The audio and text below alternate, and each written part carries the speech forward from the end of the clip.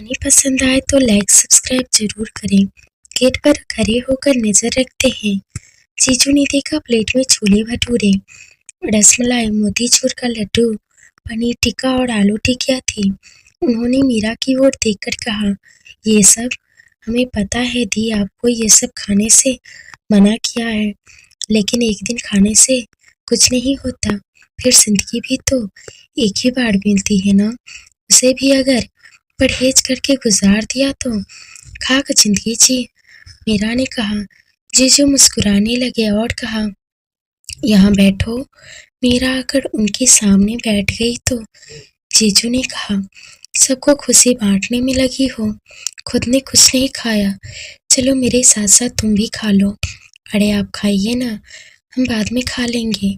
मीरा ने कहा, तो फिर मुझे भी नहीं खाना। जीजू ने झूठ मूठ का गुस्सा जताकर कहा, जबकि रसमलाई देखकर पानी आ रहा था उनके मुंह में। अच्छा ठीक है, हम भी खाते हैं, आप भी खाइए। कहते हुए मीरा भी खाने लगी तो सुमित ने भी खाना शुरू कर दिया। सब खत्म करने के बाद जीजू ने कहा, ये हरी चटनी तो रह ही गई, ये हमारे काम आएंगी। कहते हुए मीरा ने कटोरी उठा ली और मन ही मन अपनी योजना पर मुस्कुरा उठी। जीजू वहाँ से बाहर निकल गए। मीरा जब बाहर आई तो काव्या उसे मिल गई और कहा, तुम कहाँ गायब हो गई थी मीरू दी। काव्या को देखकर मीरा घुटनों के बल बैठ गई और कहा, यहाँ ना एक राजकुमार है, लेकिन एक गंदी परी ने उनकी स्माइल चुरा ली है, तो हम ना वही ढूंढ रहे हैं। फिर तो आप अच्छी परी हुई ना, काव्या ने कहा। हम मीरा ने कहा, लेकिन राजकुमार कहाँ है, मुझे भी देखना है, काव्या ने मचलते हुए कहा। मीरा ने उधर उधर देखा, उसे अक्षत दिख गया तो उसने काव्या को दिखाकर कहा, वो रहा वहाँ सामने, वो तो अक्षत मामू है, वो राजकुमार है। काव्या ने मासूमियत से कहा। हम मीरा ने प्यार से अक्षत को देखते हुए कहा, मुझे भी राजकुमार की स्माइल ढूंढनी है, काव्या ने कूदते हुए कहा। मीरा ने उनके कान में कुछ कहा तो काव्या हंस पड़ी। ये मीरा का कोई प्लान ही था जिसे मीरा छोटी काव्या के साथ मिलकर पूरा करने वाली थी। मीरा उठी और कटोरी को संभालते हुए घूमने लगी। जैसे ही मोना दिखी, वह मोना के पास आई और कहा, सुनिए, क्या आप एक मिनट के लिए ये कटोरी पकड़ेंगी, मैं अपना दुपट्टा ठीक कर लूँ। मोना ने मना करने के लिए जैसे मुंह खोला, मीरा ने कहा, प्लीज़ प्लीज़ प्लीज़, वैसे भी हम ये अक्षत जी के लिए लेकर जा रहे थे, आप लेकर जाएंगी तो उन्हें ज़्यादा अच्छा लगेगा। अक्षत का नाम सुनकर मोना ने वो कटोरी ले ली। जैसे ही मोना ने कटोरी अपने हाथ में ली, काव्या वहाँ आई और कहा, आंटी टाइम क्या है। मोना ने जैसे ही हाथ पर बंधी घड़ी में टाइम देखने के लिए हाथ घुमाया, कटोरी में रखी हरी चटनी उनके सफ़ेद ड्रेस पर आ गिरी। मोना चिल्लाई, ओ शिट, व्हाट्स एल, पूरा ड्रेस खराब कर दिया मेरा। मीरा ने मुश्किल से अपनी हंसी रोकी और कहा, अरे अरे, आपका तो सारा ड्रेस खराब हो गया, आइए हम आपको वॉशरूम ले चलते हैं, चलो जल्दी। मोना ने झुंझलाकर कहा। मीरा मोना को जानबूझकर नीचे अंडरग्राउंड में बने बाथरूम में लेकर आई। खुद मोना का पर्स लेकर पकड़े बाहर खड़ी हो गई और मोना अंदर चली गई। मोना के अंदर जाते ही मीरा ने बाहर से दरवाज़ा बंद कर दिया। काव्या उनके सामने आई और दोनों ने एक दूसरे को हाई फाई दिया। मीरा और काव्या बाहर चली आई और ऐसे घूमने लगी जैसे कुछ हुआ ही नहीं। काव्या दौड़कर अक्षत के पास आई और गौर से उसका चेहरा देखने लगी। अक्षत ने देखा तो पूछ लिया, क्या हुआ बच्चे, मामू आपकी स्माइल कहाँ है। काव्या ने मासूमियत से कहा, मेरे पास है। अक्षत ने कहा, लेकिन अच्छी परी ने तो कहा था गंदी परी को बंद करेंगे तो आपकी स्माइल वापस आ जाएंगी। काव्या ने कहा, कौन अच्छी परी गंदी परी, क्या बोल रही हो तुम। अक्षत ने काव्या को उठाकर सामने टेबल पर बैठाकर कहा, मामू मीरू दी अच्छी परी है, उन्होंने कहा था आप राजकुमार हो और एक गंदी परी ने आपकी स्माइल चुरा ली है, तो मैंने और मीरू ने उस गंदी परी को ढूंढकर बाथरूम में बंद कर दिया और आपकी स्माइल हमें मिल गई। लेकिन आप तो पहले जैसे ही हो, मतलब हमारा प्लान खराब हो गया। कहते कहते काव्या उदास हो गई। काव्या की बात अब कुछ कुछ समझ आ रही थी। अच्छी परी मीरा और गंदी परी यानी मोना, अक्षत, उन दोनों के इस स्टूपिड मुस्कुराने लगा। काव्या ने देखा तो टेबल पर खड़ी होकर कूदने लगी और कहने लगी, ये राजकुमार की स्माइल वापस आ गई। अक्षत मुस्कुराना छोड़कर अब हंसने लगा था। मीरा ने उनके लिए ये किया, ये जानकर ही उसे बहुत सुकून मिल रहा था। उसकी नज़र सामने खड़ी मीरा पर गई। भीड़ से भरे उस गार्डन में उसे मीरा के अलावा और कोई दिखाई नहीं दे रहा था। अक्षत ने काव्या को नीचे उतारा और मीरा के पास चला गया। मीरा को देखते हुए उसने होठों से मुस्कुराहट जा ही नहीं रही थी। उसने मीरा की ओर देखकर कहा, सॉरी। मीरा ने अपने बालों को पीछे झटका और कहा, सड्डू। मीरा की वजह से अक्षत की मुस्कान वापस लौट आई। अक्षत मीरा के पीछे पीछे आया, लेकिन मीरा राधा के पास औरतों के बीच में चली आई।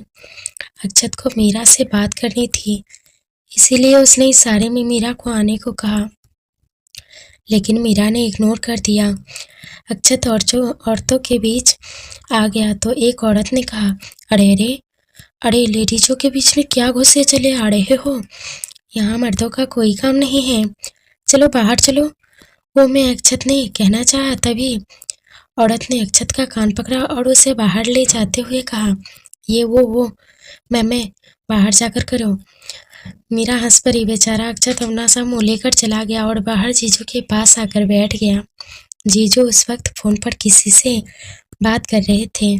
अक्षत का लटका हुआ मुंह देखकर उन्होंने फोन काट दिया और अक्षत की ओर पलटकर कहा, क्या बात है, मुंह क्यों लटका है? जीजू वो मीरा ना। अक्षत ने मासूमियत से कहा, क्या किया मीरा ने?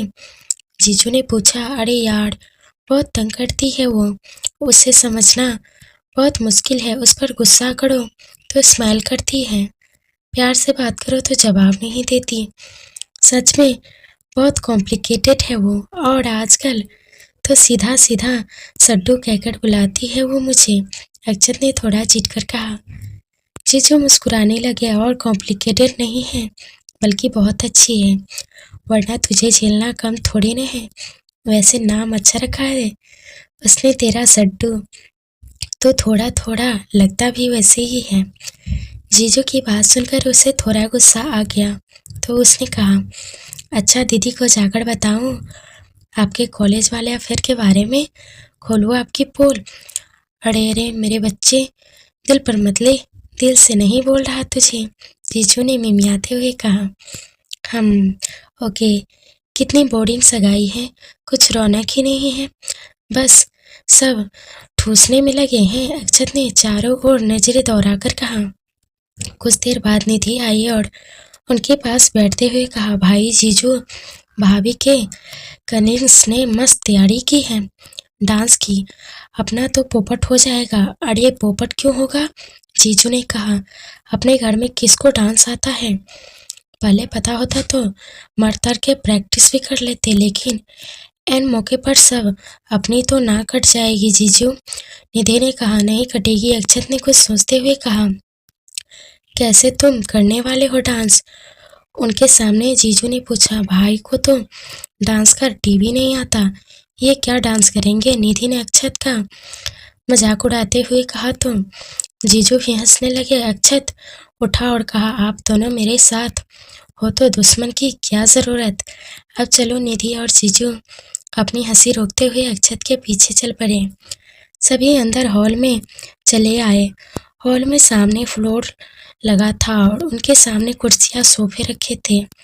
अंगूठी पहनाने में अभी बहुत टाइम था, इसीलिए सभी हॉल में जमा होकर डांस देखने लगे। अर्जुन और नीता साथ साथ सबसे आगे एक सोफे पर बैठे थे।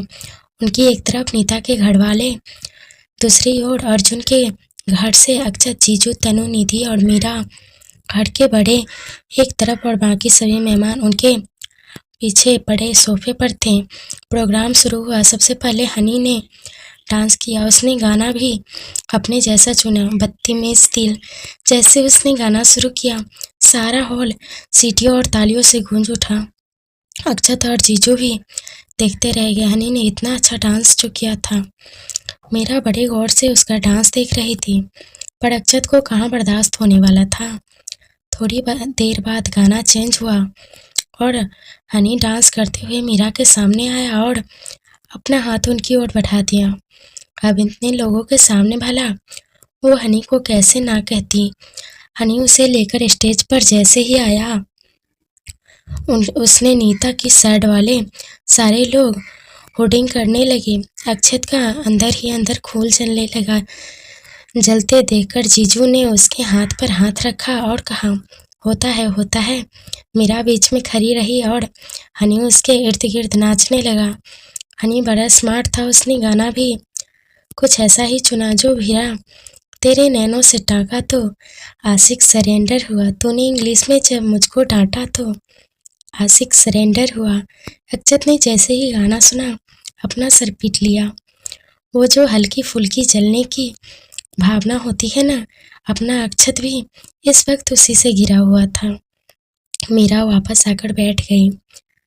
हनी ने बाद में नीता की एक दोस्त को डांस किया जैसे ही निधि ने कहा था। उसकी भी तैयारी जबरदस्त थी। निधि ने अक्षत को कोनी मारकर कहा, कुछ तो करो वरना लोग हंसेंगे हम पर। जैसे ही नीता की दोस्त स्टेज से नीचे आई, अक्षत माइक लेकर आ गया और कहने लगा, मेरे प्यारे भाई और होने वाली भाभी की सगाई पर मैं उन्हें सरप्राइज देना चाहता हूँ। आज इन दोनों के लिए हम सबकी प्यारी सी दोस्त और भैया की खास दोस्त मीरा उनके लिए डांस प्रेजेंट करेगी। अक्षत ने जैसे ही कहा, मीरा के होश उड़ गए। उसने तो ऐसे किसी सरप्राइज के लिए नहीं बोला था। अर्जुन बहुत खुश था कि मीरा उसके लिए सरप्राइज रखा है। सभी मीरा के लिए तालियां बजाने लगे। हनी तो कुछ ज़्यादा ही एक्साइटेड था। मीरा के चेहरे का उड़ा रंग देखकर अक्षत ने कहा, आओ मीरा। बेचारी मीरा उठी और धीरे धीरे चल के स्टेज पर आई। इतने लोगों के सामने वो अपना मजाक बनते देखना नहीं चाहती थी। उसने अक्षत के हाथ से माइक लिया और कहा, हम प्रेजेंट करेंगे, बस 5 मिनट चाहिए। मीरा ने अक्षत का हाथ पकड़ा और उसे स्टेज के पीछे ले जाकर कहा, क्या है ये सब? हमने कब कहा था हम ऐसा कुछ करेंगे? अपने सबके सामने झूठ क्यों कहा? मीरा को परेशान देखकर अक्षत मुस्कुराने लगा तो मीरा ने झुंझलाकर कहा, मुस्कुरा क्यों रहे हैं? जवाब दीजिए, बाहर झूठ क्यों कहा आपने? अक्षत ने अपने दोनों हाथ बांधे और सधी हुई आवाज में कहा, बदला मीरा जी, तुमने मेरी बात नहीं सुनी तो बदले में थोड़ा सा झूठ कहा। पनिशमेंट? ऐसे पनिशमेंट कौन देता है? छोड़ेंगे नहीं आपको।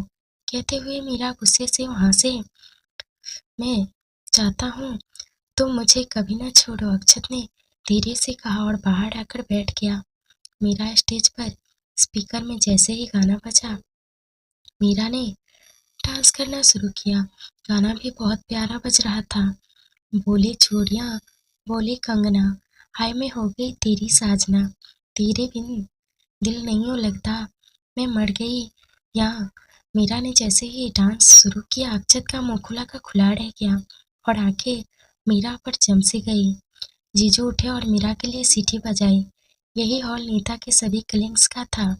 मीरा का डांस और उसके एक्सप्रेशन इतने सही थे कि सब बस उसे ही देखते रह गए। हनी का तो दिल बाहर आ गिरा। जीजू अक्षत की चालाकी समझ गए थे। उन्होंने अक्षत का हाथ पकड़ा और उसे स्टेज स्टेज तक छोड़कर आए और कहा, तुम्हारे भाई की सगाई है, कुछ तो बनता है। मीरा को फंसाने की सोचने वाला अक्षत खुद फंस गया। मीरा बिना उनकी ओर देखे अपने डांस में व्यस्त थी। अक्षत को आज से पहले डांस करते हुए किसी ने नहीं देखा था। अक्षत ने स्टेज पर आकर मीरा के साथ जैसे ही डांस किया, सभी हैरान थे। अक्षत बहुत अच्छा डांस करता था। निधि को खुशी से उछल पड़ी। मीरा के लिए वो 5 मिनट